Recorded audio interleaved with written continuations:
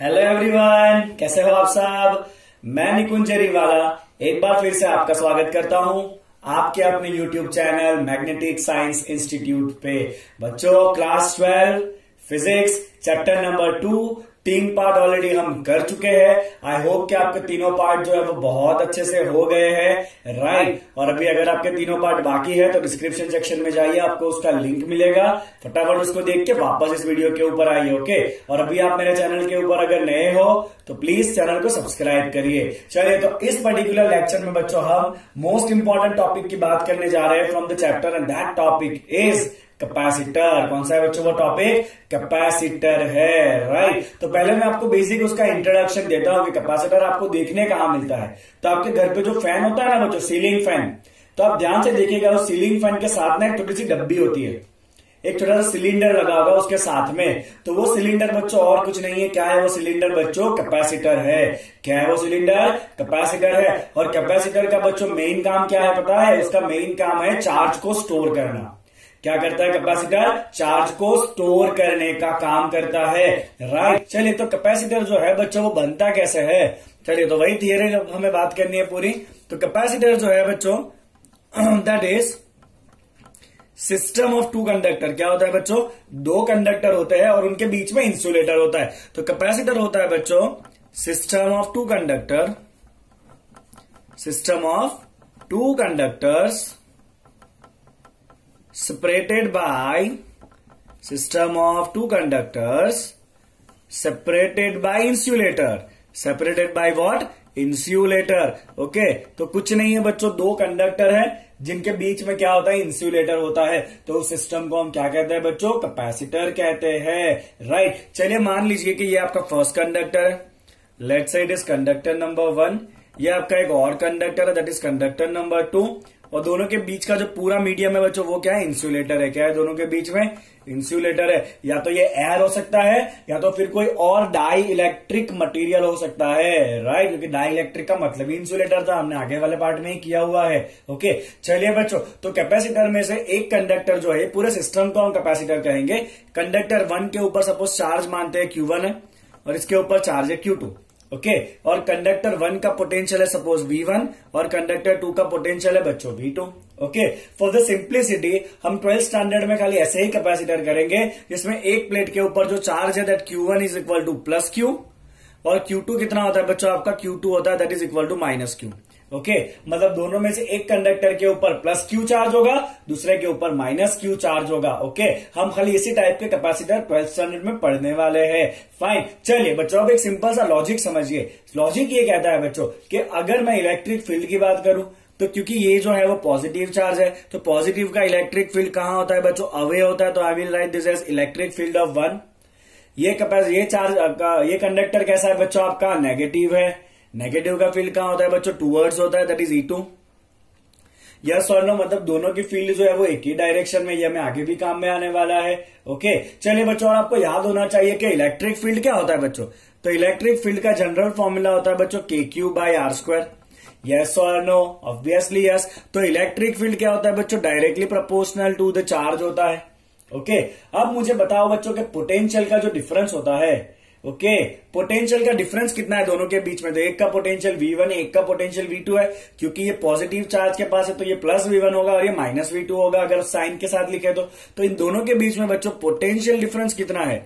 तो potential difference between two conductors, right. तो this potential difference is V1 minus V2। चलिए बच्चों, बताइए पोटेंशियल डिफरेंस को हम डिफाइन कैसे करते हैं? तो पोटेंशियल डिफरेंस को हम डिफाइन करते हैं बच्चों कि अगर यूनिट चार्ज को एक पॉइंट से दूसरे पॉइंट पे फील्ड के अगेंस्ट में ले जाना है तो जो वर्क करना पड़ता है उसे हम पोटेंशियल कहते हैं। तो ये V1 माइनस V2 का मतलब क्या होगा बच्चों? कि एक यूनिट चार्ज को अगर मैं कंडक्टर Q2 से चालू करके conductor Q1 against the field जाना ना, फील्ड इस तरफ है तो हम चार्ज को ऑपोजिट ले जाएंगे। तो अगर बच्चों आपको +1 कूलम चार्ज को अगर आपको Q2 से Q1 पे ले जाना है, कंडक्टर 2 से कंडक्टर 1 पे ले जाना है +1 कूलम चार्ज को, तो आपको जितना वर्क करना पड़ेगा बच्चों उस वर्क को हम क्या कहेंगे? पोटेंशियल डिफरेंस कहेंगे, राइट। तो मैं लिखूंगा बच्चों this potential difference is work done against the field by the external force,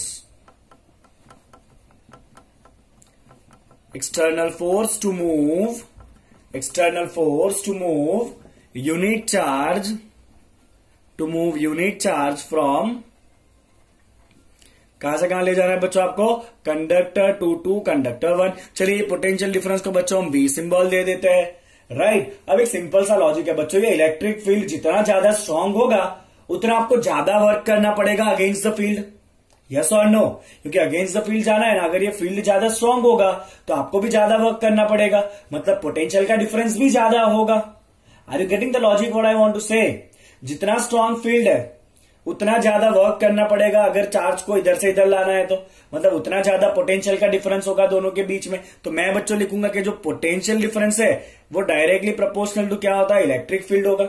जितना ज्यादा पोटेंशियल डिफरेंस उतना ज्यादा इलेक्ट्रिक फील्ड, और ये इलेक्ट्रिक फील्ड क्या है बच्चों, that is directly proportional to the charge on the conductor, yes और नो। अब एक बात बच्चों ध्यान में रखिएगा, कैपेसिटर के चार्ज का मतलब होता है charge on any of the one plate, क्योंकि दोनों को मिला के टोटल चार्ज तो कितना हो जाना है, 0 हो जाना है, एक का प्लस है एक का माइनस है, ओके। बट हम कैपेसिटर के चार्ज का मतलब क्या करते हैं बच्चों, charge on any of the one plate और any of the one conductor. तो एक के ऊपर चार्ज क्यू है, that is the charge of capacitor, okay. चलिए बच्चों, तो यहां से आपको क्या मिल रहा है, V is directly proportional to Q। तो क्या मैं ऐसा लिख सकता हूं बच्चों, Q is proportional to V? लिख सकता हूं कि नहीं लिख सकता हूं? Obviously yes. तो बच्चों ये जो Q बाई V का रेशियो है, अगर Q directly proportional to V है तो Q बाई V का जो रेशियो है वो रेशियो कैसा होगा बच्चों, कांस्टेंट होगा कि नहीं, यस और नो। बिकॉज जब हम प्रोपोर्शनलिटी साइन निकालते हैं तो हम कोई कांस्टेंट रखते हैं यहाँ पे, है ना, इतना हमको पता होगा। तो यहाँ पे होगा कांस्टेंट इनटू V। तो अगर मैं Q बाई V का रेशियो करूं बच्चों तो ये रेशियो कैसा आने वाला है, कांस्टेंट आने वाला है। तो ये जो कांस्टेंट है ना बच्चों, ये और कुछ नहीं है, ये है आपका कैपेसिटेंस। क्या है बच्चों, ये कांस्टेंट जो है वो कैपेसिटेंस है। क्या है बच्चों, ये कांस्टेंट कैपेसिटेंस है। तो ये Q by V is equal to capacitance C। क्या है बच्चों, Q by V equal to capacitance C। अब थोड़ा लॉजिक समझिए बच्चों, इसका फॉर्मूला तो आ गया आपके पास कि Q बाई V क्या है, कैपेसिटेंस C है। तो यहाँ पे होगा क्या बच्चों, आपको इनको अगर चार्ज करना है, पहले तो न्यूट्रल होंगे, तो आपको कोई ना कोई बैटरी लगानी पड़ेगी। आपने जैसे ही बैटरी लगाई तो बैटरी में से धीरे धीरे चार्ज कहां पे आएगा बच्चों, कंडक्टर के ऊपर सेटअप होगा। आपको खाली एक ही के ऊपर सेटअप करना है। अगर यहाँ पे प्लस क्यू हुआ तो यहाँ पे अपने आप इंड्यूस होकर माइनस क्यू चार्ज आने ही वाला है। तो जब ये बच्चों चार्जिंग प्रोसेस चल रहा है ना, तो जितना चार्ज इसके ऊपर आता जाएगा ना, उतना उसके उन दोनों के बीच में पोटेंशियल का डिफरेंस भी डेवलप होता जाएगा। जैसे जैसे चार्ज करते जाओगे वैसे वैसे क्या होगा, दोनों के बीच में पोटेंशियल का डिफरेंस भी डेवलप होता जाएगा। इसीलिए बच्चों चार्ज जो है ना वो डायरेक्टली प्रोपोर्शनल होगा पोटेंशियल डिफरेंस के। आया आपको समझ में, इतना क्लियर हुआ बच्चों? आप जितना ज्यादा चार्ज रखोगे उतना दोनों के बीच में पोटेंशियल का डिफरेंस बनता जाएगा। और जो रेशियो है चार्ज बाय पोटेंशियल डिफरेंस, वो रेशियो ऑलवेज कैसा रहेगा, कांस्टेंट। क्योंकि चार्ज बढ़ेगा तो पोटेंशियल का डिफरेंस भी बढ़ेगा, चार्ज घटा तो पोटेंशियल का डिफरेंस भी घटा। तो रेशियो कैसा रहना है, ऑलवेज कांस्टेंट रहने वाला है। और इस कांस्टेंट रेशियो को ही हम क्या कहते हैं बच्चों, कैपेसिटेंस C। क्या कहते हैं कांस्टेंट रेशियो को हम, कैपेसिटेंस C कहते हैं। इज दैट क्लियर बच्चों? इतना आ गया आपको समझ में, राइट। चलिए बच्चों, अब कैपेसिटेंस का यूनिट क्या होता है? तो कैपेसिटेंस का यूनिट होता है बच्चों फैराडे। क्या यूनिट होता है कैपेसिटेंस का बच्चों? फैराडे होता है। और अगर यहां से बनाओ तो Q मतलब चार्ज, चार्ज क्या होता है बच्चों, कूलम, V मतलब वोल्ट। तो एक और यूनिट आप लिख सकते हो बच्चों, कूलम पर वोल्ट। क्या लिख सकते हैं बच्चों हम इसको, कूलम पर वोल्ट, ओके। या आप जनरल यूनिट क्या है उसका, फैराडे है। क्या है उसका जनरल यूनिट बच्चों, फैराडे है, ओके। अब एक और मैं आपको फैक्ट बताता हूं कि ऐसा नहीं है कि कैपेसिटर के लिए 2 ही कंडक्टर चाहिए। अगर एक कंडक्टर होगा ना तो अकेला भी कैपेसिटर होता है, तो उसके लिए दूसरा कंडक्टर कहाँ है, तो हम ये एज्यूम करते हैं कि दूसरा कंडक्टर जो है ना वो इंफिनिटी पर है। कहां पर है दूसरा कंडक्टर बच्चों, इंफिनिटी के ऊपर है, राइट। तो एक सिंगल कंडक्टर भी जो होता है ना वो भी बिहेव करता है as a capacitor, but normally हम 2 का पैर ही लेते हैं ताकि हम ज्यादा चार्ज को स्टोर कर पाए। Are you getting what I want to say? समझ में आ रहा है बच्चों आपको? इतना क्लियर है लॉजिक, कैपेसिटर क्या है वो? तो जब हम चार्ज कर रहे हैं सिस्टम को, इतना ज्यादा चार्ज होगा उतना ज्यादा पोटेंशियल आएगा, दोनों का जो रेशियो है वो कांस्टेंट होगा, दैट इज कैपेसिटेंस C। चलिए बच्चों, मुझे इसका डायमेंशन बताइए तो फटाफट।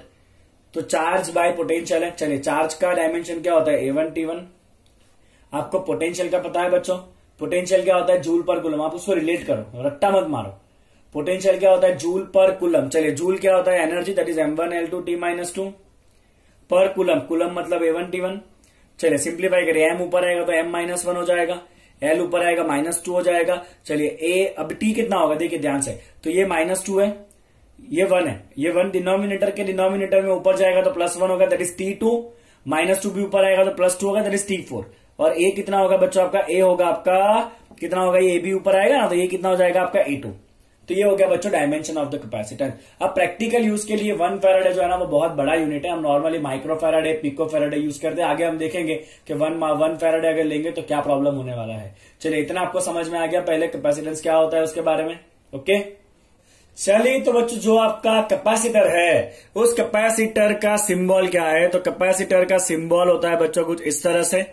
ये जो है वो फिक्स कैपेसिटेंस है। कैसा है बच्चों, ये कैपेसिटेंस फिक्स है।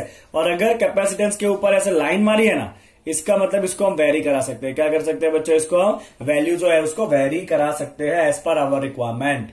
बोलिए इतना आया बच्चों आपको समझ में। ओके चलिए आगे बढ़ते। अब एक बहुत इंपॉर्टेंट लॉजिक क्या है देखिएगा, फैक्ट क्या कहता है कि हमने कैपेसिटर को यूज क्यों किया। हमने यूज किया चार्ज को स्टोर कराने के लिए। हम इसके ऊपर जितना बने उतना ज्यादा चार्ज डालते जा रहे। तो आप कहोगे कि सर कैपेसिटेंस C था Q/V। तो अगर आपको ज्यादा चार्ज को स्टोर करना है बच्चों तो हम क्या करेंगे, बहुत बड़ा कैपेसिटेंस ले लेंगे। यस और नो। और पोटेंशियल कैसा रखेंगे, एकदम कम रखेंगे।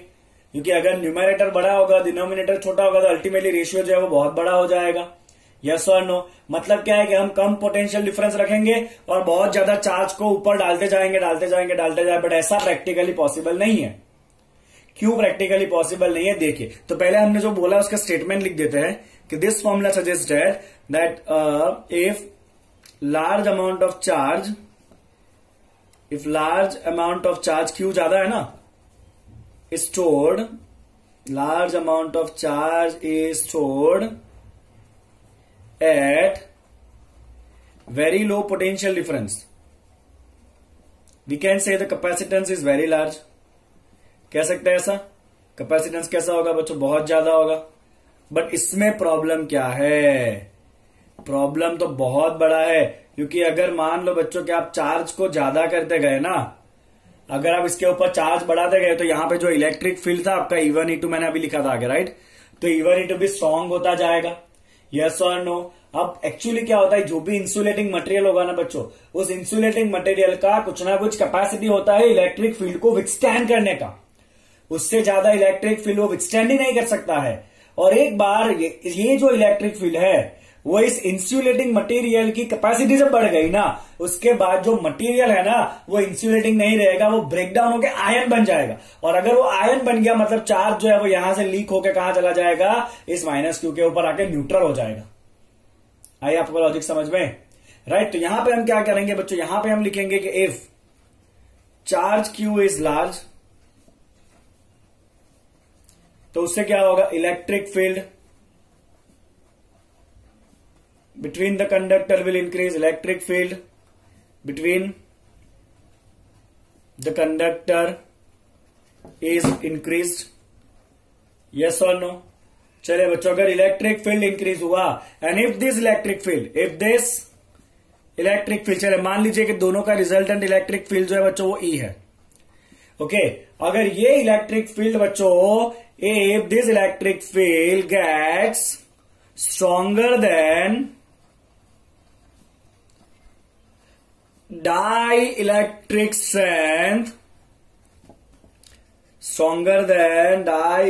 strength of insulating media,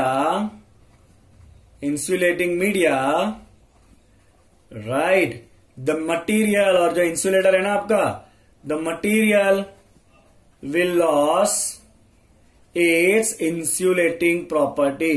material जो है ना बच्चों, it will lose its insulating property, okay, and it will break down to iron. अब आप सोचो ना सिंपल सा लॉजिक, अगर बीच वाला मटेरियल जो आपका इंसुलेटर था, ओके, यहां पे एक चार्ज है, यहां पे दूसरा चार्ज है, +Q -Q, अभी बीच में इंसुलेटर है। बट अगर इंसुलेटर टूट के अगर यहां पे पॉजिटिव और नेगेटिव आयन बन गए तो क्या होगा, positive and negative ions are the charge carrier, we knows that. मतलब यहां से चार्ज क्या होगा बच्चों, लीक हो जाएगा। क्या होगा, जो चार्ज है वो लीक हो जाएगा, right, and the charge will leak, right. इतना आया समझ में। मतलब ऐसा नहीं है कि आपकी जितनी मर्जी हो उतना आप चार्ज स्टोर कराते जाओ, ऐसा होता नहीं है। हर एक कैपेसिटर की कुछ ना कुछ कैपेसिटी होती है, राइट। तो अगर आप चाहते हो बच्चों कि ज्यादा चार्ज स्टोर कराया जाए ना, तो आपको अल्टीमेटली क्या करना पड़ेगा, आपको ये कैपेसिटेंस की बहुत ज्यादा वैल्यू लेना पड़ेगा। आप जितना ज्यादा कैपेसिटेंस लोगे ना, उतना ज्यादा आप चार्ज उसके ऊपर स्टोर करा सकते हो। Is that clear? आई इतनी बात समझ में? ओके चलिए, तो यहां पे इस टर्म को डिफाइन करते हैं बच्चों, डाई इलेक्ट्रिक स्ट्रेंथ। तो डाई इलेक्ट्रिक स्ट्रेंथ का मतलब क्या है बच्चों, maximum electric field that this material insulator can withstand without breakdown. Dielectric strength का मतलब क्या है बच्चों, डाई इलेक्ट्रिक स्ट्रेंथ का मतलब है maximum electric field, E maximum, that the insulating material can withstand, that the insulating material can withstand without breakdown. Insulating material can withstand without breakdown. Is that clear बच्चों? Okay चलिए fine. अब जो air होता है ना बच्चों, normally air, तो air के लिए डाई इलेक्ट्रिक स्ट्रेंथ होता है बच्चों, मतलब मैक्सिमम इलेक्ट्रिक फील्ड वो कितना विथस्टैंड कर सकता है, तो उसका वैल्यू है बच्चों 3 × 10⁻⁶ वोल्ट पर मीटर। एयर का डाई इलेक्ट्रिक स्ट्रेंथ कितना होता है बच्चों, इट इज 3 × 10⁻⁶ वोल्ट पर मीटर। कितना होता है, 3 × 10⁻⁶ वोल्ट पर मीटर। इतना मैक्सिमम इलेक्ट्रिक फील्ड कौन विथस्टैंड कर सकता है, एयर कर सकता है। अगर इलेक्ट्रिक फील्ड इससे बढ़ा ना, तो उसके बाद एयर जो है वो आयनाइज हो जाएगा। तो आप सिंपल सा लॉजिक समझो बच्चों कि अगर ये दो कैपेसिटर के बीच का डिस्टेंस सपोज 1 सेंटीमीटर है, कितना है दोनों के बीच का डिस्टेंस, सपोज 1 सेंटीमीटर है, ओके, और ये एयर की मैक्सिमम कैपेसिटी इतनी है इलेक्ट्रिक फील्ड की, तो चलिए ये निकालते हैं कि इतने इलेक्ट्रिक फील्ड के रिलेटेड पोटेंशियल का डिफरेंस कितना होगा। Are you getting it what I want to say? Okay, तो बच्चों हमारे पास सिंपल एक फॉर्मूला होता है, electric field is equal to V/d। ये हमने लास्ट चैप्टर में किया था। इलेक्ट्रिक फील्ड क्या होता है, V/d होता है। चलिए मुझे ये V निकालना है, तो मैं क्या करूंगा बच्चों, V = A × d। चलिए मैक्सिमम कितना इलेक्ट्रिक फील्ड एयर विथस्टैंड कर सकता है, 3 × 10⁻⁶, ओके, और डिस्टेंस कितना दोनों प्लेट के बीच का, हमने एग्जांपल लिया 1 सेंटीमीटर, मतलब 10⁻⁻² मीटर। तो ये वोल्टेज कितना होगा बच्चों, 3 × 10⁴ वोल्ट। कितना वोल्टेज आया बच्चों, इसको सिंप्लीफाई करने पे ये आ गया आपका 3 × 10⁴ वोल्ट। तो अब आप सोचो जरा कि अगर आप चाहते हो कि मैक्सिमम चार्ज इसके ऊपर स्टोर कराया जाए, मैक्सिमम लीक हुए बिना, तो आपको कितना ज्यादा पोटेंशियल डिफरेंस डेवलप हो जाएगा। मैक्सिमम इतना पोटेंशियल डिफरेंस तब आप मैक्सिमम जा सकते हो अगर कैपेसिटर 1 सेंटीमीटर के ऊपर है, तब की बात है। हाँ, अगर ये 1 सेंटीमीटर डिस्टेंस पे और आप उसके ऊपर ज्यादा से ज्यादा चार्ज को स्टोर करना चाहते हो, तो आपको ध्यान रखना है कि मटेरियल बीच वाला इंसुलेटर ब्रेकडाउन ना हो। तो उसकी ब्रेकडाउन कैपेसिटी कितनी है, 3 × 10⁻⁶ वोल्ट पर मीटर है। तो इसके रिलेटेड अगर आप वोल्टेज निकालोगे तो इन दोनों के बीच का वोल्टेज डिफरेंस कितना आ रहा है, 3 × 10⁴ वोल्ट आ रहा है। तो हमने तो ऐसा कहा था ना कि ज्यादा चार्ज अगर स्टोर करना है तो आपको क्या करना पड़ेगा, वोल्टेज को तो कम रखना पड़ेगा, बट एक्चुअली ऐसा होता नहीं है। अगर आप मैक्सिमम चार्ज को स्टोर कराना चाहते हो ना बच्चों, अगर आप चाहते हो कि चार्ज मैक्सिमम हो, आप डाई इलेक्ट्रिक स्ट्रेंथ तक जाना चाहते हो ना, तो आपको ये बहुत बड़ा पोटेंशियल डिफरेंस भी सामने लड़ना पड़ेगा। कितना बड़ा पोटेंशियल डिफरेंस आया बच्चों, ये पर्टिकुलर एग्जांपल में 3 × 10⁴। तो सोचो बच्चों कि डिनोमिनेटर इतना ज्यादा है, अभी 3 × 10⁴ समझते हो आप, 3 × 10⁴। जो डिनोमिनेटर जो है बच्चों वो कितना है, 30,000 वोल्ट जितना डिनोमिनेटर है। तो अगर आप चाहते हो कि आप ज्यादा चार्ज को स्टोर कर पाओ, तो आप लॉजिक लगाओ कि आपको कैपेसिटेंस कितना ज्यादा चाहिए होगा। Are you getting what I want to say? Okay, तो इसीलिए जब आप ज्यादा चार्ज को स्टोर कराना चाहते हो ना, तो आपको कैपेसिटर का जो कैपेसिटेंस है वो बहुत ज्यादा लेना पड़ता है, तभी जाके उसके ऊपर आप ज्यादा चार्ज स्टोर करा पाओगे। अगर कैपेसिटेंस कम है तो क्या होगा, मटेरियल बहुत इजीली ब्रेक डाउन हो जाएगा बीच में से, और चार्ज ज्यादा स्टोर नहीं हो पाएगा, लीक हो जाएगा। बोले इतना डिस्कशन आपको समझ में आ गया जो मैंने कहा वो? कंक्लूजन इतना, इसका बच्चों कंक्लूजन इतना है कि अगर आपने कैपेसिटर के ऊपर चार्ज बढ़ाया तो दोनों के बीच का वोल्टेज का डिफरेंस बढ़ा, बीच में इलेक्ट्रिक फील्ड बढ़ा। अगर ये इलेक्ट्रिक फील्ड मटेरियल के डाई इलेक्ट्रिक स्ट्रेंथ से बढ़ गया तो बीच वाला जो मटेरियल है वो ब्रेक डाउन हो जाएगा, चार्ज जो है वो लीक होके एक कंडक्टर से दूसरे कंडक्टर पे चला जाएगा और न्यूट्रल हो जाएगा, मतलब अपने काम का कुछ नहीं रहेगा फिर। ओके, तो अगर आप चाहते हो बच्चों कि ज्यादा चार्ज को स्टोर कराया जाए तो आपको कैपेसिटर ऐसा लेना पड़ेगा जिसकी कैपेसिटेंस बहुत ज्यादा हो, ताकि आप उसके ऊपर ज्यादा से ज्यादा चार्ज स्टोर करा सको जब तक आपका मीडियम ब्रेकडाउन ना हो तब तक। Are you getting what I want to say? Clear बच्चों इतना लॉजिक? अब एक और आखिरी बात सुन लो कि ये जो कैपेसिटेंस है ना बच्चों, वो ना क्यू पे डिपेंड करता है ना वी पे डिपेंड करता है। मैं यहां पे इसको अलग मार्कर से लिख रहा हूं कि जो Q है ना बच्चों, सॉरी जो कैपेसिटेंस है ना आपको C, कैपेसिटेंस है ना वो इंडिपेंडेंट होता है बच्चों, it is independent from Q as well as V। आप कहोगे सर फॉर्मूला में तो Q एंड V, और आप क्या ऐसा कह रहे हो कि Q और V दोनों से इंडिपेंडेंट है, तो एक्चुअली क्या है बच्चों कि ये रेशियो है Q बाई V का। हमने पहले ही कहा कि अगर Q बढ़ेगा तो V भी बढ़ेगा, Q घटेगा तो V भी घटेगा। मतलब ये रेशियो जो है ना वो ना Q पे डिपेंड करता है ना V पे डिपेंड करता है। तो डिपेंड किस पे करता है, तो कैपेसिटेंस जो है ना बच्चों वो डिपेंड करता है ज्योमेट्री के ऊपर। डरो मत, 10th वाला ज्योमेट्री नहीं है, it depends on the geometry of the conductors.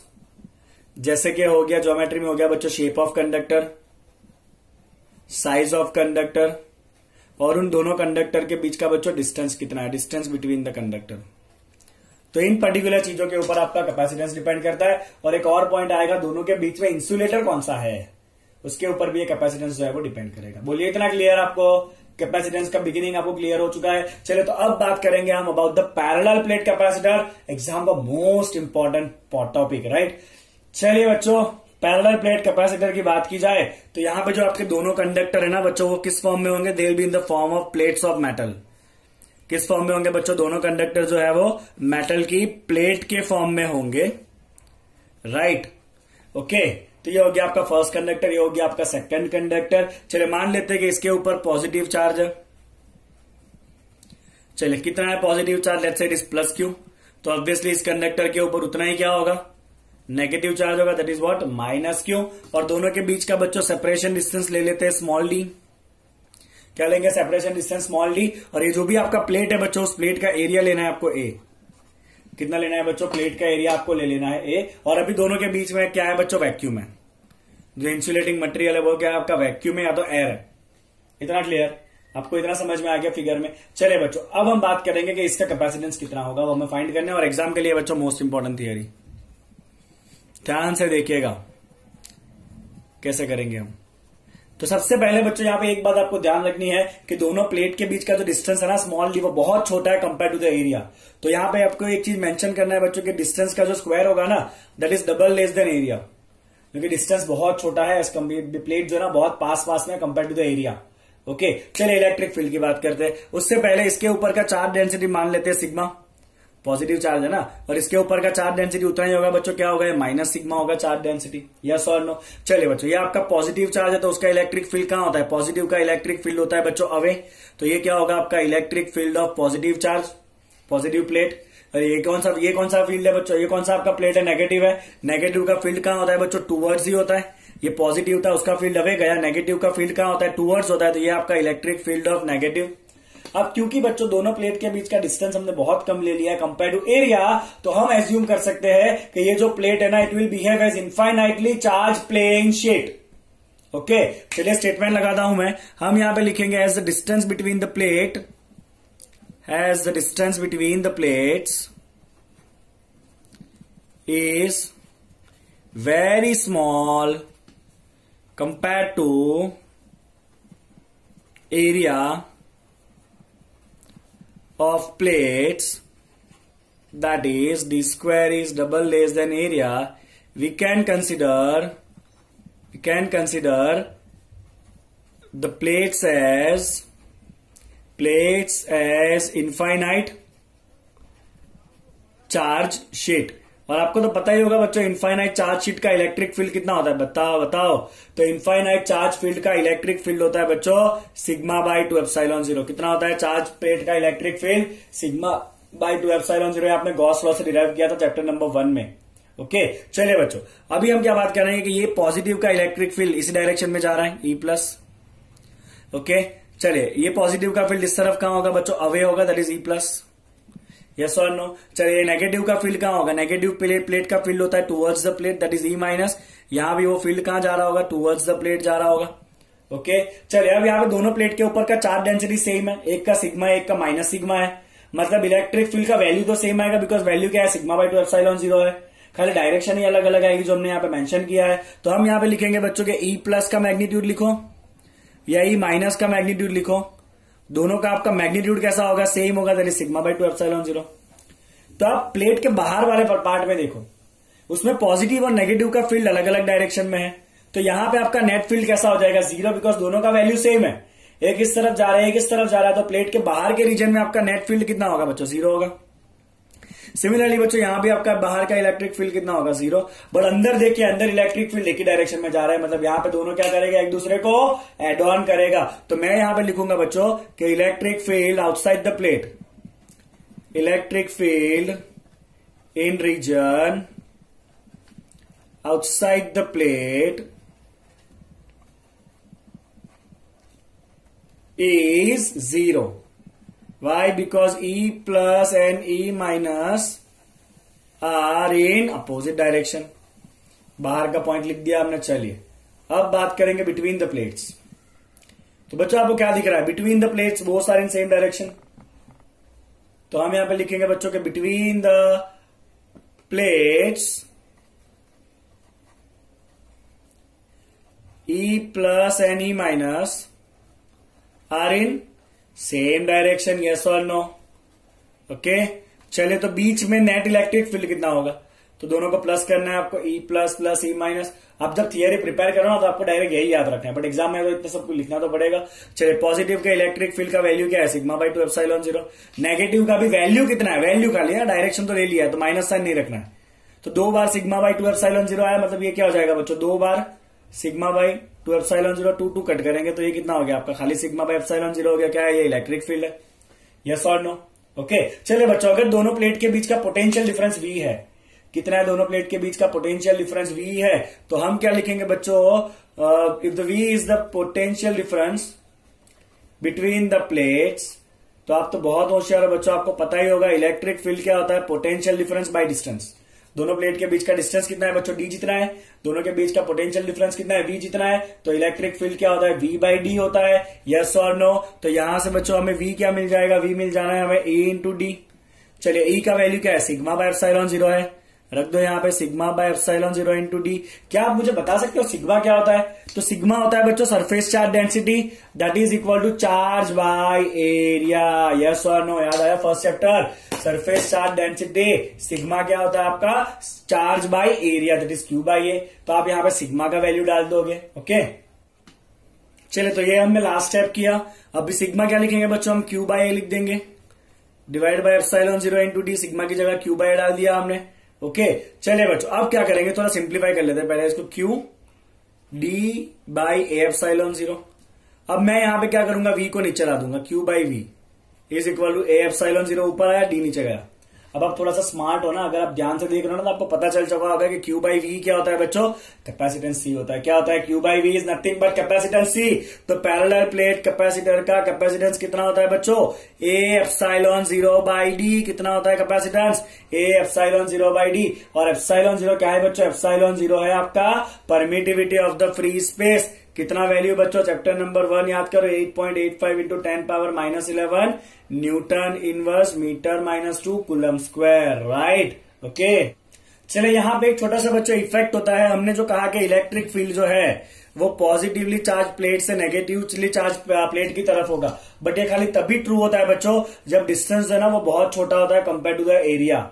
इसलिए हम बार बार इसको मैंने पहले ही मेंशन करा था। ओके अगर डिस्टेंस बड़ा होता है ना बच्चों, तब क्या होगा कि ये इलेक्ट्रिक फील्ड जो है ना वो बाहर निकल जाता है, थोड़ा सा ऐसे, वो सीधा नहीं रहता। इलेक्ट्रिक फील्ड जो है बच्चों वो एजिस के ऊपर से कहां निकल जाएगा, थोड़ा बाहर निकल जाएगा, और इसे हम कहते हैं बच्चों फ्रिंजिंग ऑफ द फील्ड। क्या कहते हैं बच्चों, इसको हम फ्रिंजिंग ऑफ फील्ड कहते हैं। ओके तो हम जितना भी करेंगे बच्चों फ्रिंजिंग ऑफ फील्ड, हम यहां पे जितना ही करेंगे ना बच्चों, वो सबके लिए हम यही कंडीशन अप्लाई करेंगे पहले कि प्लेट के बीच का डिस्टेंस ना बहुत छोटा है। अगर डिस्टेंस छोटा नहीं है तो फिर ये लोचा होगा फ्रिंजिंग वाला। ओके बट हमें तो डिस्टेंस छोटा ही रखना है सारे न्यूमेरिकल्स के अंदर। चलिए बच्चों, अब जब मैंने आपको डाई इलेक्ट्रिक पढ़ाया था लास्ट वीडियो में, तभी मैंने कहा था कि डाई इलेक्ट्रिक हमें बार बार यूज करना है जब कैपेसिटर करेंगे तब। अब आ गया वो, तो हमें पता है बच्चों कि दो प्लेट के बीच में कुछ ना कुछ इंसुलेटर होता है, और वो इंसुलेटर की मगजमारी है कि इंसुलेटर अगर ब्रेक डाउन हो गया तो चार्ज लीक हो जाएगा। तो हम एयर की जगह पे कोई ऐसा इंसुलेटर रखे कि जिसकी इलेक्ट्रिक फील्ड को विथस्टैंड करने की कैपेसिटी ज्यादा है, तो डेफिनेटली बेनिफिट होगा, राइट। हम ज्यादा चार्ज रख सकते हैं कैपेसिटर के ऊपर because material easily break down नहीं होने वाला बीच वाला, ओके, तो अब हम यही देखेंगे कि अगर हमने सपोज डाई इलेक्ट्रिक रखा तो क्या होगा। Okay, let's see that. चलिए, effect of the dielectric और on capacitance. Effect of dielectric on capacitance, right. आप पूरा कर लीजिएगा वर्ड को। चलिए बच्चों, तो हम क्या करेंगे, सपोज मान लेते हैं कि यहां पे ये आपका कैपेसिटर का प्लेट है। चलिए, एक पॉजिटिवली चार्ज प्लेट होता है ऑब्वियसली, और एक जो है वो आपका नेगेटिवली चार्ज प्लेट होता है। ओके, और दोनों के बीच में बच्चों इलेक्ट्रिक फील्ड कितना है, मान लेते हैं कि इलेक्ट्रिक फील्ड है दोनों के बीच में ई जितना। और अभी हमने देखा दोनों का फील्ड जब प्लस करोगे तो खाली कितना बचता है, सिग्मा बाय एप्सिलॉन जीरो बचता है। दोनों का सिग्मा बाय 2 एप्सिलॉन जीरो एक ही तरफ होगा दोनों प्लेट का, तो रिजल्टेंट बनता है सिग्मा बाय एप्सिलॉन जीरो। अब आप जैसे ही बच्चों डाई इलेक्ट्रिक रखोगे ना, चलिए ये आ गया आपका डाई इलेक्ट्रिक, और हम यहाँ पे डाई इलेक्ट्रिक ऐसा कंसिडर कर रहे हैं कि पूरा का पूरा एकदम चिपका के ही रख दिया, मतलब पूरा एरिया ही हमने डाई इलेक्ट्रिक से भर दिया बीच का। क्या है आपका बच्चों, डाई इलेक्ट्रिक है। तो अब आपको याद आना चाहिए कि जब हम डाई इलेक्ट्रिक को इलेक्ट्रिक फील्ड में रखते हैं तो डाई इलेक्ट्रिक के मोलेक्यूल कैसे हो जाते हैं, डाइपोल हो जाते हैं। याद आया कि नहीं। ओके, एक तरफ के सरफेस के ऊपर जहां पे पॉजिटिव चार्ज है इधर, उस तरफ यहां पे कौन सा चार्ज इंड्यूस होगा, नेगेटिव चार्ज इंड्यूस होगा। और जहां पे ये नेगेटिव चार्ज है वहां पे इधर कौन सा चार्ज इंड्यूस होगा बच्चों, पॉजिटिव। और इसको हमने लिखा था बच्चों सिग्मा बी, बाउंड चार्ज, आप उसको सिग्मा पी भी लिख सकते हो, पोलराइज चार्ज। तो इस तरफ नेगेटिव पोलराइज चार्ज आएगा और इस तरफ पॉजिटिव पोलराइज चार्ज का डेंसिटी बनेगा। Is that clear. ओके, और अब आप देखिए तो अंदर क्या हुआ, एक तरफ प्लस बना स्लैब के अंदर, दूसरी तरफ माइनस बना, तो अंदर भी इलेक्ट्रिक फील्ड आई। और ये इलेक्ट्रिक फील्ड कितना लिखेंगे बच्चों, हम ईपी लिखेंगे, that is electric field due to the polarization. तो अब क्या हुआ, ये एक्सटर्नल जो चार्ज था ना उसका फील्ड इस तरफ जा रहा है और इंटरनल का फील्ड उसको अपोज कर रहा है, मतलब बीच वाले रीजन में इलेक्ट्रिक फील्ड कम हो गया, जो हम चाहते हैं। हम तो चाहते हैं कि बीच में इलेक्ट्रिक फील्ड कम हो ताकि ब्रेकडाउन ही ना हो। तो डाई इलेक्ट्रिक आप जैसे ही रखोगे ना बच्चों तो इलेक्ट्रिक फील्ड बीच में कम हो जाएगा, राइट। चलिए, तो कितना होगा इलेक्ट्रिक फील्ड बता देता हूं क्विकली। तो हम यहां पे लिखेंगे बच्चों, putting dielectric between the plates of capacitor, putting dielectric between plates of capacitor, right. क्या होगा बच्चों, इलेक्ट्रिक फील्ड रिड्यूस हो जाएगा बीच में, electric field between the plates क्या हो जाएगा, वो रिड्यूस हो जाएगा। और आपका नेट इलेक्ट्रिक फील्ड कितना हो जाएगा बच्चों, एक्चुअली जब खाली एक्सटर्नल है बीच में स्लैब नहीं है तो इलेक्ट्रिक फील्ड कितना है, सिग्मा बाय एप्सिलॉन जीरो है। ओके, यहां पे आपका फ्री चार्ज डेंसिटी कितना होगा, प्लस सिग्मा, और यहां पे फ्री चार्ज डेंसिटी कितना था, माइनस सिग्मा। अब यहां पे देखिए प्लस सिग्मा के पास कौन आ गया, माइनस सिग्मा पी आ गया। तो मैं ऐसा कंसीडर कर सकता हूं कि इस तरफ वाला जो प्लेट है उसके ऊपर नेट चार्ज का डेंसिटी कितना हो जाएगा, sigma minus sigma P. Okay, और यहां पे नेट चार्ज डेंसिटी कितना हो जाएगा बच्चों आपका, सिग्मा के, हाँ ओके, ये कितना है आपका, minus sigma plus sigma P. Okay, तो अल्टीमेटली क्या हुआ, बीच वाले रीजन में आप ऐसा कंसीडर कर सकते हो कि स्लैब रखने से यहाँ पे चार्ज डेंसिटी जो है वो चेंज हो गई। तो यहाँ पे भी हम फील्ड के फॉर्मूला में खाली सिग्मा नहीं रखेंगे, क्या रखेंगे बच्चों, sigma minus sigma P by epsilon zero.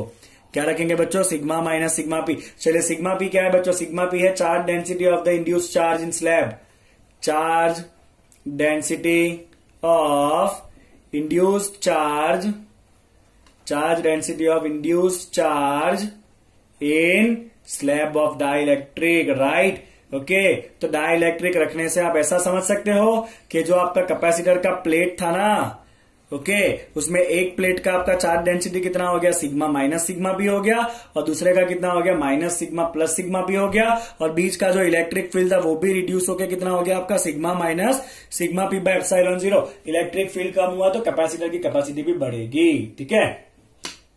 चलिए, तो हम यहां पहुंचे थे कि इलेक्ट्रिक फील्ड कितना हो गया, sigma minus sigma P by epsilon zero हो गया। चलिए, अब दोनों प्लेट के बीच का पोटेंशियल डिफरेंस क्या होगा बच्चों, तो पोटेंशियल डिफरेंस क्या होता है, electric field into distance between the plate, right. Electric field कितना रखना है बच्चों आपको, sigma minus sigma P by epsilon zero रखना है। तो ये आगे वाला ही सेम थियरी है, पैरेलल प्लेट का ही, सिग्मा की जगह आपको सिग्मा माइनस सिग्मा पी करके करना है। अब बच्चों आप याद करिए, हमने ऐसा पढ़ा था कि जितना भी पोलराइजेशन होना है ना वो डिपेंड करता है एक्सटर्नल फील्ड कितना है, जितना ज्यादा एक्सटर्नल फील्ड होगा उतना ज्यादा अंदर पोलराइजेशन होता है, यस और नो। तो हम यहां पे लिखेंगे बच्चों, सिग्मा पी जो है ना वो डिपेंड करता है किसके ऊपर, एक्सटर्नल फील्ड के ऊपर, it depends on external field. Okay, अपना एक्सटर्नल फील्ड खाली बाहर का फील्ड कितना था बच्चों, सिग्मा बाय एप्सिलॉन 0 था। तो मैं ऐसा लिख सकता हूं सिग्मा पी जो है वो डायरेक्टली प्रोपोर्शनल टू सिग्मा है। तो मैं ऐसा भी लिख सकता हूं कि सिग्मा माइनस सिग्मा पी जब करूंगा तो भी वो डायरेक्टली प्रोपोर्शनल टू क्या होगा बच्चों, sigma divide by K, where K is some constant. Okay, proportionality sign को निकाल देते हैं, हम लिखेंगे बच्चों सिग्मा माइनस सिग्मा पी क्या होगा, सिग्मा डिवाइड बाय कांस्टेंट के। और ये जो कैपिटल के है ना उसे कहते हैं बच्चों डाइलेक्ट्रिक कांस्टेंट ऑफ मीडियम। क्या कहते हैं बच्चों इसको हम, dielectric constant of medium. Okay fine, तो हम क्या करेंगे बच्चों, इस फॉर्मूला में सिग्मा माइनस सिग्मा पी की जगह डाल देंगे सिग्मा बाई के। पता चल गया कहां से आया ये, जितना भी पोलराइजेशन होना है वो डायरेक्टली प्रोपोर्शनल होता है एक्सटर्नल फील्ड को। पोलराइजेशन मतलब सिग्मा पी, यहाँ पे जितना चार्ज बनेगा सरफेस के ऊपर extra, that is proportional to sigma by epsilon 0। तो सिग्मा माइनस सिग्मा पी जो है वो भी डिपेंड करेगा किसके ऊपर, सिग्मा के ऊपर। और यहाँ पे कांस्टेंट लेंगे हम 1 बाई के। 1 बाई के क्यों लिया इसके बाद आपको पता चली जाएगा। ओके, तो आपका पोटेंशियल डिफरेंस हो चुका है बच्चों, सिग्मा माइनस सिग्मा पी क्या है आपका, सिग्मा माइनस सिग्मा पी की जगह हम करेंगे यहाँ पे सिग्मा बाई के divide by epsilon 0 into D. Okay, चले बताओ मुझे सिग्मा क्या होता है बच्चों, तो यहाँ पे पहले एक बार वापस लिख देते हैं सिग्मा डी बाई के एप्सिलॉन 0। चलिए सिग्मा क्या होता है, सिग्मा होता है आपका क्यू बाई ए, है कि नहीं, चार्ज बाय एरिया, ऑब्वियसली आपको पता ही है ये तो, इंटू के बाय एप्सिलॉन 0। चलिए थोड़ा इसको सिंप्लीफाई करें बच्चों, क्या हो जाएगा, क्यू डी डिवाइड बाई के ए एप्सिलॉन 0 होगा, यस और नो। ओके, चलिए तो अब आपके पास क्यू बाई वी कितना होगा बताइए, वी नीचे लीजिए, बाकी सारे टर्म को ऊपर लाइए, तो आपको बच्चों क्यू बाई वी कितना मिलना है, तो वी यहां से नीचे गया, ये के ए एप्सिलॉन 0 ऊपर आ जाएगा, और ये जो डी है वो नीचे चला जाएगा। फाइन, तो what is Q by V, Q by V is the capacitance C. तो कैपेसिटेंस कितना हो गया बच्चों, K into A epsilon 0 by D. Okay, और ये अगर मैं खाली कहूं कि ए एप्सिलॉन 0 बाई डी क्या है, तो अगर दो प्लेट के बीच में एयर होता है ना, तो कैपेसिटेंस कितना होता है बच्चों, ए एप्सिलॉन 0 बाई डी, जो हमने पहले डिराइव किया, एयर या वैक्यूम, तो उसे हम लिखते हैं बच्चों C0।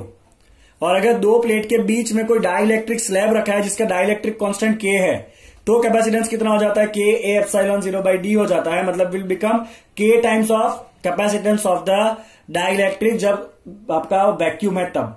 ओके, तो डाइलेक्ट्रिक स्लैब रखने से कैपेसिटेंस बढ़ के कितना हो जाता है, के टाइम्स हो जाता है। कितना हो जाता है बढ़ के बच्चों, के टाइम हो जाता है। चलिए यहां पे एक और चीज लिखेंगे बच्चों, ये कि के इंटू एप्सिलॉन 0 है ना, उसको साथ में रखते हैं, क्योंकि के इंटू एप्सिलॉन 0 को हम कहते हैं खाली epsilon, and that is none other than but permittivity of the medium.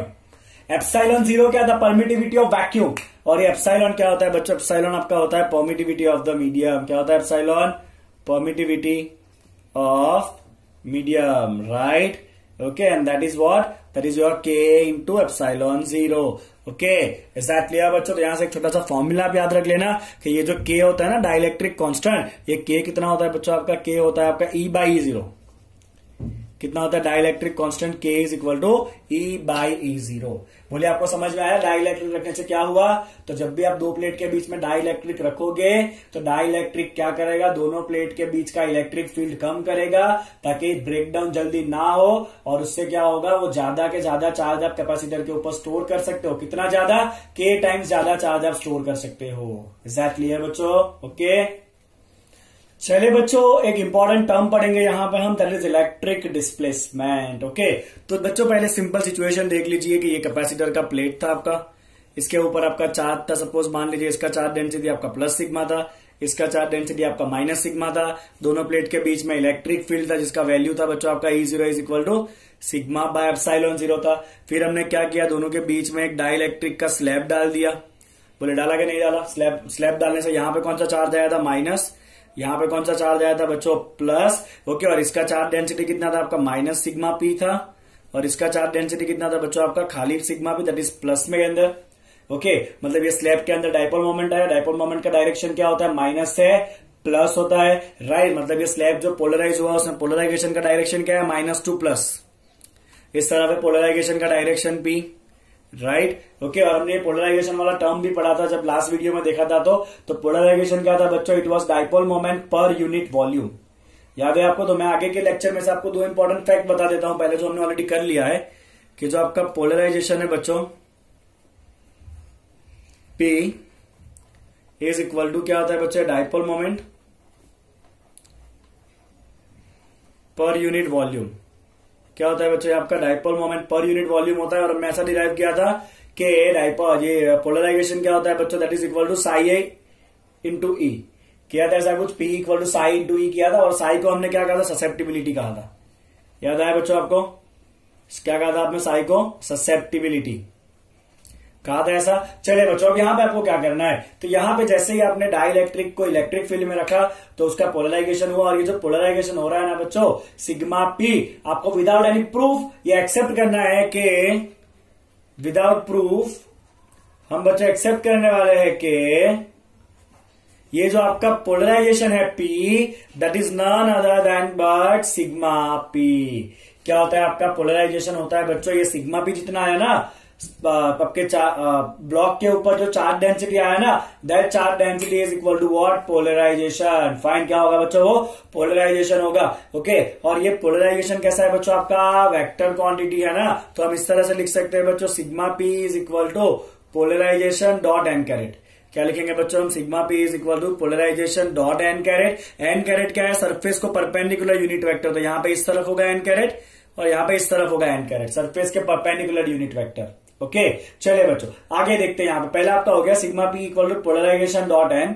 चलिए अब हमने ये देखा था कि स्लैब के अंदर आपका इलेक्ट्रिक फील्ड कितना हो जाता है, स्लैब के अंदर इलेक्ट्रिक फील्ड होता है बच्चों sigma minus sigma P by epsilon zero. याद करिए, आगे याद अब भी जस्ट में किया आगे। Okay that is equal to sigma minus, चलिए सिग्मा पी की जगह क्या डाल देंगे बच्चों हम, P dot N divide by epsilon zero. और ये इलेक्ट्रिक फील्ड का डायरेक्शन क्या है बच्चों, इलेक्ट्रिक फील्ड भी तो एन कैरेट के डायरेक्शन में ही जा रहा है, दोनों पैरेलल है। तो मैं यहाँ पे इलेक्ट्रिक फील्ड को वेक्टर फॉर्म में कैसे लिखूंगा बच्चों, vector E zero dot N carat.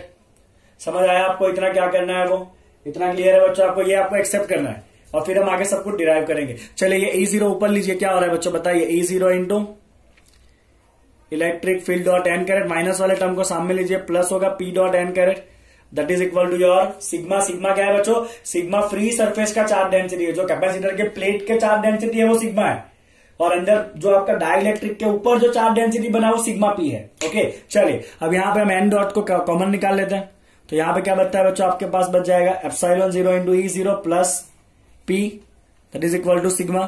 बना बच्चों ये टर्म, यस और नो। अब यहां पे ये जो आपका टर्म बना है ना बच्चों, ये वाला टर्म, इसे कहते हैं हम इलेक्ट्रिक डिस्प्लेसमेंट। क्या कहते हैं बच्चों इसको हम, इलेक्ट्रिक डिस्प्लेसमेंट कहते हैं, राइट, इलेक्ट्रिक डिस्प्लेसमेंट। तो उसकी जगह हम लिखते हैं vector D dot N caret is equal to sigma. क्या लिखेंगे बच्चों, vector D dot N caret equal to sigma. अब आप कहोगे कि सर ये इलेक्ट्रिक डिस्प्लेसमेंट का इंपॉर्टेंस क्या है, तो इंपॉर्टेंस ये है बच्चों कि जब खाली आपके पास कैपेसिटर का प्लेट होगा और बीच में एयर होगा, क्या होगा बच्चों, बीच में एयर होगा, राइट। तो उसमें आप ये चार्ज डेंसिटी को किससे डिनोट करते हो, आप वहां पर लिखते हो बच्चों electric field is equal to sigma by epsilon zero. मतलब जब बीच में एयर है ना, तो ये चार्ज डेंसिटी हम किसके फॉर्म में एक्सप्रेस करते हैं, इलेक्ट्रिक फील्ड में। बट जैसे ही आपने दो प्लेट के बीच में कोई स्लैब ले लिया डाइलेक्ट्रिक का बच्चों, तो अब जो इलेक्ट्रिक फील्ड होगा ना, वो इलेक्ट्रिक फील्ड या इसका जो आपका चार्ज डेंसिटी है ना फ्री सरफेस का, तो वो फ्री सरफेस का चार्ज डेंसिटी अब इलेक्ट्रिक फील्ड नहीं दिखाएगा, वो फ्री सरफेस का चार्ज डेंसिटी कौन दिखाएगा, स्लैब रखने से डिस्प्लेसमेंट वेक्टर दिखाएगा। कौन दिखाएगा, यहां पे this sigma is expressed by your displacement vector D, not electric field E when there is a slab in between। बोले आया समझ में आपको इतना। तो जब बीच में एयर है तो इलेक्ट्रिक फील्ड एक्सप्लेन, अगर आपको सिग्मा को एक्सप्लेन करना है तो आप इलेक्ट्रिक फील्ड से कर सकते हो, बट जैसे ही बीच में स्लैब रखा ना, तो फिर सिग्मा को अब इलेक्ट्रिक फील्ड डिनोट नहीं करेगा, वो फ्री चार्ज का जो डेंसिटी है उसको हम डिनोट करने के लिए या उसको एक्सप्रेस कौन करेगा, डिस्प्लेसमेंट डी एक्सप्रेस करेगा। और डिस्प्लेसमेंट क्या है बच्चों, E zero into E plus P. चले मैं लिख देता हूं यहाँ पे, displacement D equal to A zero into E plus P. क्या होता है बच्चों, displacement D is equal to A zero into E plus P. ऐसा क्लियर बच्चों क्या होता है इलेक्ट्रिक डिस्प्लेसमेंट। तो जैसे ही आपने दो प्लेट के बीच में स्लैब डाल दिया, तो अब जो सरफेस का चार्ज डेंसिटी है उसको हम डिस्प्लेसमेंट के फॉर्म में एक्सप्रेस करेंगे, ना कि इलेक्ट्रिक फील्ड के फॉर्म में। लॉजिक क्लियर बच्चों आपको इतना। चलिए अब एक काम करते हैं, हम रेशियो लेते हैं डी बाई ई का, डी बाई ई का रेशियो लेते हैं। ओके, और क्या होता है देखते हैं, लेट्स सी। चलिए तो आगे वाले स्लाइड में से इतने तीन फॉर्मूला मेरे लिए इंपॉर्टेंट है। अब मैं रेशियो चाहता हूं बच्चों डी बाई ई का, तो D is equal to what, sigma. अभी हम खाली स्केलर के फॉर्म में काम कर रहे हैं। इलेक्ट्रिक फील्ड कितना है बच्चों आपको, sigma minus sigma P by epsilon zero. चलिए एप्सिलॉन जीरो ऊपर जाएगा, ये हो जाएगा sigma by epsilon zero, sigma minus sigma P. अब बच्चों याद करो, आपने डाइलेक्ट्रिक वाला आगे वाला थियरी किया ना, उसमें आपने सिग्मा माइनस सिग्मा पी लिखा था बच्चों, सिग्मा बाई के, डाइलेक्ट्रिक कांस्टेंट याद आया, अभी हमने लिखा आगे वाली थियरी में ही। तो ये सिग्मा माइनस सिग्मा बी की जगह हम लिख देंगे बच्चों सिग्मा बाई के। ओके, तो that is going to become, चले क्या हो जाएगा बच्चों आपका डी बाई ई हो जाएगा, सिग्मा सिग्मा कट हो जाएगा, के इंटू एप्सिलॉन जीरो। तो आपका डिस्प्लेसमेंट क्या हो जाएगा बच्चों, K into epsilon zero into ई। अब इलेक्ट्रिक फील्ड और डिस्प्लेसमेंट दोनों एक ही डायरेक्शन में, तो आप दोनों को वेक्टर लगा सकते हो। क्या लगा सकते हैं बच्चों, हम दोनों को वेक्टर लगा सकते हैं, राइट। तो एक और अपने पास रिजल्ट आया कि displacement is equal to dielectric constant into epsilon zero into E. मैं आपको इतना सारा डिटेल में इसलिए कराता हूं क्योंकि हमें ऐसा नहीं है कि फटाफट भगा के सिंपल सिंपल जो थियरी है वो आपको करा देना है और आप खुश हो जाओगे आपको चैप्टर आ गया। ऐसा नहीं है बच्चों, जितना दिया है एनसीईआरटी टेक्स्ट बुक में हमें हर एक पॉइंट को बहुत ही ध्यान से पढ़ना है। हमें नहीं पता एग्जाम में कौन सा क्वेश्चन आने वाला है, पॉसिबल है कि एग्जाम में ये थियरी 4 मार्क में आ जाए, तो आप क्या करोगे, राइट। तो हम हर एक चीजों को बच्चों करने वाले हैं, आपको भी संयम रखना है और हर एक थियरी को, अगर आपको थियरी एक बार अच्छे से देखने से ऐसा लगे कि कंफ्यूजन है, वापस उसको देखिए, डाउट आए तो कमेंट सेक्शन में मेंशन करें, I will definitely answer those doubts. Okay, चलिए बच्चों, अब यहां पे चलिए डिस्प्लेसमेंट क्या होता है बच्चों, displacement is equal to E zero into E plus P. Displacement is equal to A zero into E plus P. तो पोलराइजेशन क्या हो जाएगा, polarization is equal to displacement minus E zero into E. Yes और no. चले displacement कितना आया है, K into epsilon zero into E minus E zero into E. खाली सब्स्टिट्यूट करते जाना है आप तो, राइट। चले दोनों में से बच्चों ई कॉमन निकालिए, क्या बचेगा, आपके पास बचना है के minus 1 into epsilon zero. Yes और नो। दोनों में से एप्सिलॉन जीरो कॉमन, ई भी कॉमन, बचा यहाँ पे के, यहाँ कुछ नहीं बचेगा, मतलब 1। ऐसा कुछ बना बच्चों आपका पोलराइजेशन। अब ये देखिए ना, हमने पहले ही लिखा था, हमने ऐसा कहा था बच्चों के पोलराइजेशन क्या होता है आपका, ससेप्टिबिलिटी इंटू ई होता है। अब दोनों को कंपेयर करिए, अब जैसे ही बच्चों कंपेयर करोगे आप पाओगे कि susceptibility is equal to K minus 1 into epsilon zero. Very important formula, electrical susceptibility is equal to dielectric constant minus 1 divide by epsilon zero, right. तो ये फॉर्मूला बच्चों आपको ध्यान में रखना है, susceptibility is equal to K minus 1 into epsilon zero, और इस तरह से फॉर्मूला डिराइव होता है। बोले आपको आया बच्चों ये थियरी समझ में, ओके। चलिए अब हम सिंपल थियरी करते हैं, that is series and parallel connection of the capacitor. आपको मजा आ जाएगा, right. Let's do that series parallel connection of capacitor. चलिए तो पहले बात करते हैं सीरीज कनेक्शन का। ये आपने 10th में ना रेजिस्टेंस को सीरीज पैरेलल सीखा होगा, राइट। अभी आपको यहाँ पे कैपेसिटर को करना है बच्चों, बहुत सिंपल है। चलिए तो पहले ना एक काम करते हैं, 2 कैपेसिटर को लेते हैं बच्चों। चलिए ले लिया 2 कैपेसिटर को, ओके। दोनों को हमने कैसे कनेक्ट कर देना है बच्चों, सीरीज में कनेक्ट कर देना है। चलिए इसको हमने बैटरी के नेगेटिव टर्मिनल के साथ जोड़ा और इसको हमने बैटरी के पॉजिटिव टर्मिनल के साथ जोड़ा, ओके। इसको नाम देते हैं कैपेसिटर C1, इसको नाम देते हैं कैपेसिटर C2, ओके। तो बैटरी को दोनों तरफ से इक्वल चार्ज देने वाला है, राइट। तो इस प्लेट के ऊपर कितना चार्ज आएगा बच्चों, प्लस क्यू। तो ऑब्वियसली इस एंड वाली प्लेट के ऊपर कितना चार्ज आएगा, माइनस क्यू। अगर इसके ऊपर प्लस क्यू चार्ज है तो ओवरऑल कैपेसिटर का चार्ज कितना होता है, 0। तो ये चार्ज क्या ये प्लेट का चार्ज कितना होगा, माइनस क्यू। अगर ये माइनस क्यू है तो इसका चार्ज कितना होगा बच्चों, प्लस क्यू होगा। मतलब अल्टीमेटली दोनों के ऊपर का चार्ज कैसा होगा, सेम होगा। वैसे भी आपने पढ़ाई होगा कि जब सीरीज में कनेक्ट करोगे तो सब में से सेम करंट जाएगा, मतलब सबके ऊपर चार्ज कैसा होगा बच्चों, सेम होगा। और कौन डिवाइड हो जाता है बच्चों, पोटेंशियल ड्रॉप डिवाइड हो जाता है। कौन डिवाइड होता है, पोटेंशियल ड्रॉप। चलिए मान लेते हैं कि ये कैपेसिटर का पोटेंशियल ड्रॉप V1 है और इस कैपेसिटर पे पोटेंशियल ड्रॉप कितना है बच्चों, V2 है। तो मैं यहां पे लिखने वाला हूं कि टोटल पोटेंशियल ड्रॉप या potential difference is equal to V1 plus V2। Potential drop divide हुआ तो उसको प्लस करेंगे, V1 प्लस V2, उससे हमें क्या मिल जाएगा, टोटल पोटेंशियल का ड्रॉप मिलेगा। यस और नो, ओके। चलिए बच्चों, तो total potential V equal to V1 plus V2। अब सुनिएगा बहुत ध्यान से, तो कैपेसिटर C क्या होता है, C होता है बच्चों Q बाई V, होता है कि नहीं, स्टार्टिंग ही यहां से किया था ना, Q और V का रेशियो C होता है, राइट। तो आपको क्या चाहिए, V चाहिए बच्चों, तो V क्या होगा आपका, Q बाई C होगा। यस और नो। चलिए V1 मतलब इसका वोल्टेज, तो इसके ऊपर चार्ज कितना है बच्चों, Q जितना है, और उसका कैपेसिटेंस कितना है, C1। मैं ये फॉर्मूला यूज कर रहा हूं, V equal to Q by C plus. चलिए V2, इसके ऊपर भी चार्ज कितना है बच्चों, Q, और इसका कैपेसिटेंस कितना है बच्चों, C2 है। यस और नो। तो ये हो गया आपका V, दोनों में से Q कॉमन निकलेगा और यहाँ पर डिनोमिनेटर में लाते हैं बच्चों, तो V बाई Q, यहां हो जाएगा 1 बाई C1, यहां हो जाएगा 1 बाई C2। यस और नो, ओके। अब मतलब क्या है बच्चों, अगर मैं दोनों कैपेसिटर को हटा के अगर एक ही कैपेसिटर लगा दूं, दोनों को हटा के मैंने एक ही कैपेसिटर लगा दिया, और उसके ऊपर का चार्ज कैसा होना चाहिए, सेम होना चाहिए जितना इन दोनों के ऊपर है। और हम यहाँ पे अकेले को उतना पोटेंशियल डिफरेंस देंगे जितना इन दोनों को मिला के मिल रहा है, V1 प्लस V2। तो इसके लिए बच्चों आपका कैपेसिटेंस क्या होगा, तो आप कहोगे कि सर इसके लिए कैपेसिटेंस C होने वाला है, तो इसके ऊपर चार्ज कितना है Q और इसके ऊपर पोटेंशियल कितना है V। तो अगर इसको आप उल्टा करोगे तो क्या होगा, V बाई Q क्या होगा बच्चों, 1/C होगा। तो ये V बाई Q जो है ना वो और कुछ नहीं है, 1/C है। और वो कौन सा कैपेसिटेंस है बच्चों, इक्विवेलेंट। कौन सा कैपेसिटेंस है ये, इक्विवेलेंट कैपेसिटेंस। तो जब आप सीरीज में कैपेसिटर को जोड़ोगे तो इक्विवेलेंट कैपेसिटेंस कैसे निकालना है बच्चों, 1/C equal to 1/C1 plus 1/0। जैसा आप रेजिस्टेंस में पैरेलल में करते थे वैसा आपको कैपेसिटर में सीरीज में करना होता है। ओके, अगर यहाँ पे 2 से ज्यादा कैपेसिटर है तो आप क्या करोगे, 1/C3 और है तो 1/C एंड सो ऑन, ऐसा करते जाना है आपको। एग्जैक्टली है बच्चों, समझ में आ गया आपको इतना। तो अगर यहाँ पे n नंबर ऑफ कैपेसिटर है बच्चों, कितने कैपेसिटर है यहाँ पर, अगर n नंबर ऑफ कैपेसिटर है तो आप क्या करोगे, let's see if there is n number of capacitor तो मैं लिखूंगा 1/Cn is equal to 1/C plus, सबका कैपेसिटर C है। ऐसे कितने कैपेसिटर है बच्चों, n कैपेसिटर है। कैसे ऐसे कितने कैपेसिटर, n जितने टोटल कैपेसिटर को लाइन में लगा दिया है। तो ये कितना हो जाएगा बच्चों, 1/C n टाइम्स आएगा। तो ये हो जाएगा आपका n टाइम्स 1/C, होगा कि नहीं होगा, ये n times 1/C। Okay, obviously होगा। चले बच्चों, तो यहां से फॉर्मूला डिराइव कर लेते हो तो आपके पास C इक्विवेलेंट कितना आ गया, तो ये 1/C इक्विवेलेंट होता है बच्चों आपका n/C।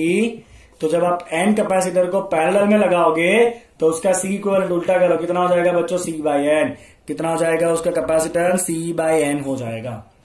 ओके, तो ये आपने कब की बात है बच्चों, जब आप n जितने कैपेसिटर को सीरीज में लगा दोगे तो सबको मिला के कैपेसिटेंस कितना हो जाएगा, C/n हो जाएगा, राइट। चलिए, तो यहाँ पे पैरेलल की सीमाएं नक्की कर देते हैं। अब बारी है बच्चों आपका पैरेलल कनेक्शन करने की। तो क्या करेंगे बच्चों, कैपेसिटर लेते हैं। चलिए फटाफट, ये एक कैपेसिटर हुआ, एक दूसरा कैपेसिटर हुआ, सपोज ये तीसरा कैपेसिटर हुआ। 3 कैपेसिटर हमने ले लिए, हम तीनों को जोड़ देंगे बच्चों पैरेलल में। चलिए, जोड़ दिया बच्चों पैरेलल में। और मान लीजिए कि यहां से टोटल चार्ज आ रहा है Q। तो ऑब्वियसली जैसे ही चार्ज Q आएगा तो उसको 3 रास्ते दिखे, ऊपर नीचे और बीच वाला। तो वो यहां से जाएगा, सपोज ये कैपेसिटर C1 है, ये कैपेसिटर C2 है और ये कैपेसिटर कैसा है बच्चों, C3 है। यस और नो। ओके, सपोज यहां पे चार्ज गया Q1, यहां पे चार्ज गया Q2 और यहां पे चार्ज गया Q3। तो इस कैपेसिटर पे कितना चार्ज आया बच्चों, Q1 आया, इसके ऊपर कितना चार्ज आया Q2 और इसकी प्लेट पे कितना चार्ज आया Q3। अब आपको याद होगा बच्चों कि जब आप पैरेलल में कनेक्ट करते हो ना तो पोटेंशियल कैसा होता है, सबका सेम होता है। तो यहां पे हम क्या लिखेंगे बच्चों, अगर इसका पोटेंशियल V है, इसका भी V होगा और इसका भी कितना होगा, V होगा, राइट। तो बच्चों पैरेलल में क्या होगा, कौन डिवाइड हो जाता है बच्चों पैरेलल में, तो in parallel connection charge will divide. कौन डिवाइड होगा बच्चों, चार्ज विल डिवाइड। और साथ में क्या सेम रहेगा सबके ऊपर, potential remain same on all. Potential is same on all the capacitor. Okay, तो डिवाइड कौन हो रहा है, चार्ज डिवाइड हो रहा है ना। तो मैं क्या लिखूंगा बच्चों, total charge is equal to Q1 plus Q2 plus Q3। यहाँ पे 3 है तो 3 लिए, जितने होंगे उतने लेने। यहाँ पे पोटेंशियल डिवाइड हो रहा था तो पोटेंशियल लिखा V1 प्लस V2। यहाँ पे चार्ज डिवाइड हो रहा है तो चार्ज लिखना है Q1 plus Q2 plus Q3। चलिए बच्चों, Q क्या होता है बताओ यहां से, तो Q equal to C into V होगा। यस और नो। चले, पहले के कैपेसिटेंस कितना है, Q1 की जगह में लिखूंगा कैपेसिटेंस कितना है, C1 और उसका वोल्टेज कितना है, V। चले, Q2 का कैपेसिटेंस कितना है, C2 उसका भी वोल्टेज कितना है, V। Q3 का कैपेसिटेंस कितना है, C3 उसका भी वोल्टेज कितना है, V जितना है। एग्जैक्टली है बच्चों, इतना आया आपको समझ में, that is your total charge Q। सब में से V कॉमन निकालो और नीचे डाल दो इसके, तो ये Q/V हो जाएगा, that is equal to C1 plus C2 plus C3। चले बच्चों, Q/V क्या होता है बताओ, ये रहा Q/V। तो Q/V का मतलब होता है आपका C इक्विवेलेंट। तो अब तीनों कैपेसिटर को अगर निकाल दो और अगर आपको एक ही कैपेसिटर रखना है तो वो एक कैपेसिटर जो है ना वो इतना होना चाहिए, कितना, C इक्विवेलेंट जितना, ताकि आपको टोटल चार्ज Q जितना मिलेगा और पोटेंशियल मिलेगा V जितना। तो आप सबको हटा के एक ही कैपेसिटर लगा दो, आपका काम जो है वो हो जाएगा। तो यहां पे अगर आपने n कैपेसिटर को बच्चों सीरीज में लगाया, सॉरी पैरेलल में लगाया, तो क्या होगा, n कैपेसिटर इन पैरेलल। चलिए बताए बच्चों क्या होगा अगर n कैपेसिटर आपके पैरेलल में गए, तो C n बार आएगा कि नहीं। तो ये क्या हो जाएगा आपका n times C, that is your C equivalent in parallel. तो पैरेलल कैपेसिटर ऑलवेज वैल्यू बढ़ता है सीरीज में कैपेसिटर को कनेक्ट करने पे क्या होता है, कैपेसिटर का वैल्यू घटता है। By this formula you can easily prove that. बोले क्लियर हो गया सीरीज पैरेलल। तो सीरीज जब भी सीरीज करो तो आपका ये आपको ध्यान होना चाहिए पोटेंशियल को ऐड करना है, पैरेलल करो तो ये ध्यान होना चाहिए कि चार्ज को ऐड करना है, और फिर ये फॉर्मूला बेसिक एकदम ओके। चलिए बच्चों, तो यहाँ पे आपका कैपेसिटर का ऑलमोस्ट टॉपिक खत्म होता है। अभी एक ही थियरी बाकी है, that is the charge stored in the between the plates of capacitor, और फिर कुछ कैपेसिटर के न्यूमेरिकल करेंगे। आज के लिए इतने में हम वाइंड अप करते हैं। आपको अच्छे से पूरा वीडियो देखना है, साथ में उसके नोट्स बनाने हैं, और वापस एक बार कहूंगा डाउट आए तो क्या करना है आपको, उसको कमेंट सेक्शन में मेंशन करना है, राइट ओके। चले बच्चों, तो रुकेंगे यहाँ पे। Thank you so much for watching the video. Video को लाइक करो, चैनल को सब्सक्राइब करना तो बिल्कुल मत भूलो। Thank you.